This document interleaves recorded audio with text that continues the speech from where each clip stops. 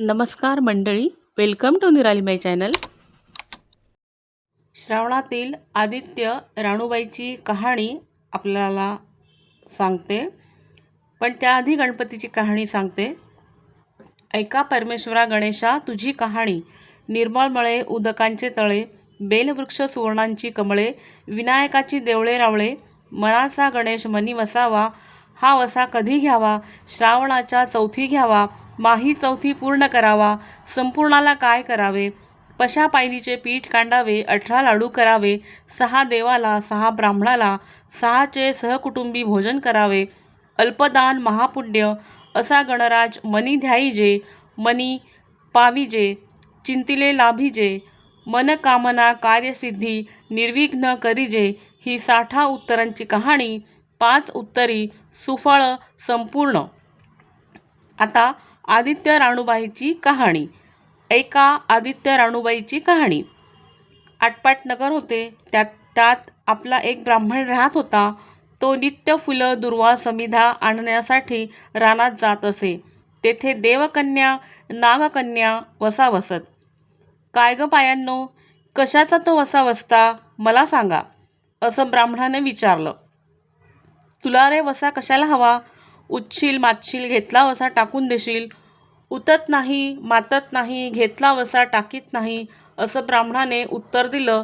तेव्हा त्या कन्या म्हणाल्या, श्रावण मास येईल त्याच्या पहिल्या आदित्यवारी मुकाट्याने उठावे, सुचिळ वस्त्रांसह स्नान करावे, अग्रोदक पाणी आणावे, नागवेलीच्या पानावर रक्तचंदनाने राणूबाई काढावी, 6 रेघांचे मंडळ करावे, 6 सुतांचा तातू काढावा, त्यास 6 गाठी द्याव्या, ताजं फूल वाहावं, पूजा करावी, पानांचा विडा, फुलांचा झेला, दशांगाचा धूप, गूळ खोबऱ्याचा नैवेद्य दाखवावा, 6 मास चाळावी, 6 मास पाळावी, माघा सप्तमीस पूर्ण करावं.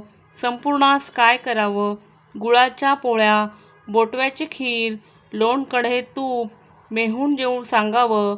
असली तर चिरसोळी द्यावी, नसेल तर जोड गळसरी द्यावी, नसेल तर 2 पैसे दक्षिणा द्यावी, आणि आपल्या वशाचं उद्यापन करावं. असा वसा ब्राह्मणानं केला तसा त्याला सूर्यनारायण प्रसन्न झाला. भाग्यलक्ष्मी आली तेव्हा राजाच्या राणीनं ब्राह्मणास बोलावू धाडलं. जातेवेळेस ब्राह्मण भिवू लागला, कापू लागला. तेव्हा राजाच्या राणीनं सांगितलं की भिवू नका, कापू नका, तुमच्या मुली आमच्या इथं द्या. ब्राह्मण म्हणाला, आमच्या मुली गरिबाच्या, तुमच्या घरी कशा द्याव्या? तुम्ही त्यास दासी कराल, बटकी कराल. दासी करीत नाही, बटकी करीत नाही, राजाची राणी करू. मार्गे सराचा महिना आला. ब्राह्मणानं लगीन करून मुली दिल्या. एक राजाच्या घरी दिली, दुसरी प्रधानाच्या घरी दिली. गेल्या पावली मुलींचा समाचार घेतला नाही. 12 वर्षांनी ब्राह्मण समाचारास निघाला. राजाच्या घरी आला. लेकीने बसावयास पाट दिला, पाय धुवायला पाणी दिलं. बाबा बाबा, गूळ खा, पाणी प्या. ब्राह्मण म्हणाला, गूळ खात नाही, पाणी पित नाही. आधी माझी कहाणी करावयाची आहे, ती तू ऐक. तुमची कहाणी ऐकायला मला वेळ नाही. राजा पारधीला जाणार आहे, त्यास जेवायला उशीर होईल. तोच त्याच्या मनात राग आला. तेथून तसाच निघाला. प्रधानाच्या घरी आला. तिने पाहिलं, बाप आला. तसं तिने बसायला पाट दिला, पाय धुवायला पाणी दिलं. बाबा बाबा, गूळ खा, पाणी प्या. गूळ खात नाही, पाणी पित नाही. आधी माझी कहाणी करावयाची आहे, ती तू ऐक. तुमची कहाणी नको ऐकू तर कोणाची ऐकू? घरात गेली. उतरंडीची 6 मोते आणली. 3 बापाच्या हाती दिली, 3 आपण घेतली. त्याने मनोभावे कहाणी सांगितली. तिने चित्तभावे ती ऐकली. नंतर जेवून खाऊन बाप आपल्या घरी गेला. बायकोने विचारले, मुलीचा समाचार कसा काय आहे? जिने कहाणी ऐकली नाही ती दारिद्र्यानं पिडली, दुःखानं व्यापली. राजा मुलखांवर निघून गेला. जिने कहाणी ऐकली ती भाग्याने नांदत आहे. इकडे दरिद्री जी झाली होती तिने आपल्या लेकांना सांगितलं, मावशी घनघोर नांदत आहे. तिकडे जाऊन काही दिलं तर घेऊन ये. पहिल्या आदितवारी पहिला मुलगा उठला, तळ्याच्या पाळी जाऊन उभा राहिला. अगं अगं दासींनो, तुम्ही दासी कोणाच्या? आम्ही दासी प्रधानाच्या. राणीत जाऊन सांगा की तुमच्या बहिणीचा मुलगा आला आहे. तो कसा आला आहे? काय आला आहे? फाटके नेसला आहे, तुटके पांघरले आहे, तळ्याच्या पाळीला उभा आहे. परसदारात घेऊन या. परसदाराने घेऊन आल्या. न्हाऊ माखू घातला, पितांबर नेसावयास दिला, जेऊ घातले, कोहळा पोखरला, होना मोहरा भरल्या. बाबा, ठेवू नको, विसरू नको, घरी जतन करून घेऊन जा. वाटेने आपला जाऊ लागला. तो सूर्यनारायण माळ्याच्या रूपाने तेथे आला. हातचा कोहळा काढून नेला. घरी गेला. आईने विचारलं, काय रे बाबा, मावशीने काय दिले? दैव दिले, कर्माने नेले. कर्माचे फळ पुढे उभे राहिले. मावशीने दिलं होतं, पण ते सर्व गेलं. पुढे दुसऱ्या आदितवारी दुसरा मुलगा तळ्याच्या पाळी जाऊन उभा राहिला. अगं अगं दासींनो, तुम्ही कोणाच्या? आम्ही दासी प्रधानाच्या. राणीला माझा निरोप सांगा. त्याने सांगितला. मग प्रधानाच्या राणीने त्याला घरी नेलं, न्हाऊ माखू घातलं, काठी पोखरून होना मोहरांनी भरून दिली. बाबा, ठेवू नको, विसरू नको, घरी जतन करून घेऊन जा म्हणून सांगितलं. वाटेत सूर्यनारायण गुराख्याच्या रूपाने आला. हातची काठी काढून घेतली. घरी गेला. झालेली गोष्ट आईला सांगितली. दैव दिले, ते सर्व कर्माने नेले. पुढे तिसऱ्या आदितवारी तिसरा मुलगा गेला. तळ्याच्या पाळी उभा राहिला. त्यालाही पहिल्यासारखे प्रधानाच्या राणीने न्हाऊ माखू घातलं, पितांबर नेसायला दिला, जेऊ खाऊ घातलं, नारळ पोखरून होना मोहरांनी भरून दिला. ठेवू नको, विसरू नको म्हणून सांगितलं. घरी जाताना विहिरीच्या काठी नारळ ठेवून पाणी प्याव्यास विहिरीत उतरला. तो नारळ गडगडून विहिरीत पडला. घरी गेला. आईने विचारले, काय रे बाबा, मावशीने काय दिलं? आई ग, मावशीने दिलं, पण दैवाने सर्व बुडाले. चौथ्या आदितवारी चौथा मुलगा गेला. तळ्याच्या पाळी उभा राहिला. त्यालाही प्रधानाच्या राणीनं घरी नेऊन न्हाऊ माखू घातलं, पितांबर नेसायला दिला, जेऊ खाऊ घातलं. त्याला दह्याची शिदोरी होना मोहरा घालून बरोबर दिली. सूर्यनारायण घारीच्या रूपाने आला. हातची शिदोरी घेऊन गेला. घरी गेला. आईने विचारलं, काय रे बाबा, मावशीने काय दिलं? आई ग, मावशीने दिलं, पण दैवाने ते सारं नेलं. पाचव्या आदितवारी आपण उठली. तळ्याच्या पाळी उभी राहिली. दासींनी तिचा निरोप तिच्या बहिणीस सांगितला. बहिणीनेही तिला परसदाराने घरी नेली. न्हाऊ घातली, माखू घातली, पाटाव नेसायला दिला. प्रधानाची राणी आदितवारची कहाणी सांगू लागली. काय वसा करतेस तो मला सांग. बहीण म्हणाली, अगं अगं चांडाळणी, पापिणी, बापाची कहाणी ऐकली नाहीस म्हणून तुला दरिद्र आलं. राजाच्या राणीने विचारलं, याला उपाय काय करू? तेव्हा तिने वसा सांगितला. ती बहिणीच्या घरी राहिली. श्रावण मास आला. सांगितल्याप्रमाणे सूर्यनारायणाची पूजा केली. इकडे राजाला भाग्य आलं. राजानं बोलावून धाडलं. मावशी, तुला छत्र आली, चामरं आली, पाईक आले, पखर आले. मला रे पापिणीला छत्र कुठली, चामरे कुठली, पाईक कुठले, पखर कुठले?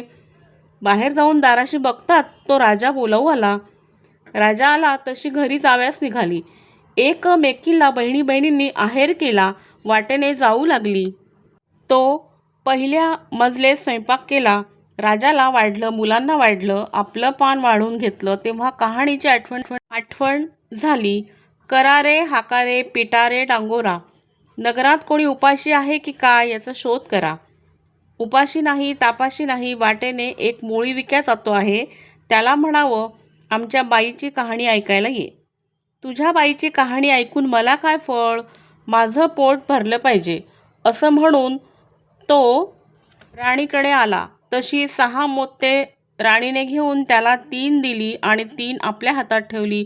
मनोभावे कहाणी सांगितली. चित्तभावे त्याने ऐकली. त्याची लाकडाची मोळी होती ती सोन्याची झाली. तो म्हणाला, कहाणी ऐकल्याचे एवढे फळ, मग वसा घेतल्याचे काय फळ? काय वसा आहे तो मला सांगा. तुला रे वसा कशाला हवा?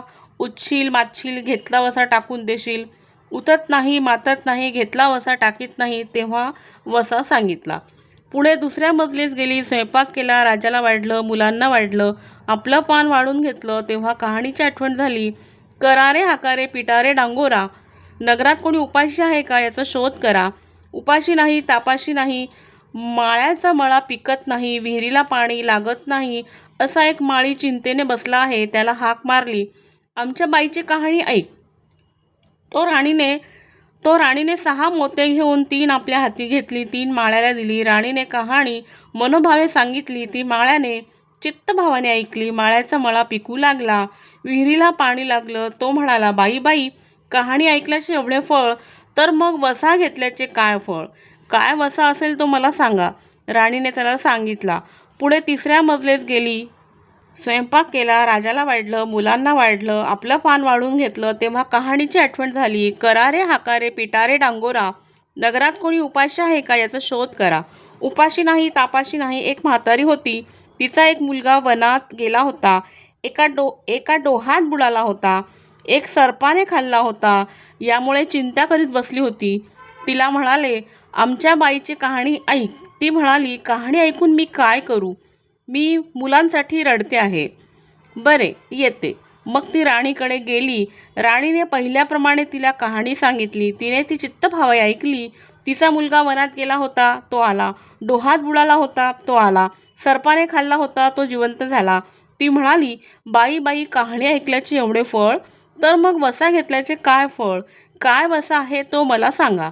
मग राणीने तिला वसा सांगितला. पुढे चौथे मजलीस गेली, स्वयंपाक केला, राजाला वाढलं, मुलांना वाढलं, आपलं पान वाढून घेतलं. इतक्यात तिला कहाणीची आठवण झाली. करारे हाकारे पिटारे डांगोरा, नगरात कोणी उपाशी आहे का याचा शोध करा. उपाशी नाही तापाशी नाही, मग पण काना डोळा मासाचा गोळा, हात नाही पाय नाही, असा एक मनुष्य रस्त्यामध्ये होता. त्याच्या अंगावर तांब्याभर पाणी ओतलं. पालथा होता, तो उताळा केला. 6 मोते होती, 3 मोते त्याच्या बेंबीवर ठेवली, 3 मोते आपण हाती घेतली. राणीने मनोभावे कहाणी सांगितली. ती त्याने ऐकली. त्याला हातपाय आले, देह दिव्य झाला. तो म्हणाला, कहाणी ऐकल्याचे एवढे फळ, मग वसा घेतल्याचे काय फळ? काय वसा आहे तो मला सांगा. मग राणीने त्याला वसा सांगितला. 5व्या मुक्कामास घरी आली, स्वयंपाक केला. सूर्यनारायण जेवायला आले. 7 दरवाजे उघडले. लोह गंगाळे पाणी तापविले. षड्रस पक्वान्ने जेवावयास केली. सूर्यनारायण जेवायस बसले. त्यांना पहिल्या घासास केस लागला. ते म्हणाले, अग अग, कोण्या पापिनीचा केस आहे? राजाच्या राणीला 12 वर्षे दारिद्र्य आलं होतं. तिने आदित्यवारी वळचणीखाली बसून केस विंचरले होते. काळं चराळं डोईची वळचणीची काडी डाव्या खांद्यावरून वेशी बाहेर टाकून दे. राजाच्या राणीला सूर्यनारायणाचा कोप झाला, तसा कोणाला होऊ नये. ब्राह्मणाला, मोळी विकायला, राजाच्या राणीला, म्हातारीला, काना डोळा मासाचा गोळा इतक्यांना जसा सूर्यनारायण प्रसन्न झाला, तसा तुम्हा आम्हाला हो. ही 60 उत्तरांची कहाणी 5 उत्तरी सुफळ संपूर्ण. कहाणी कशी वाटली ते कमेंट करून नक्की सांगा. Please like, share and subscribe निराली माय चॅनल. थँक्यू.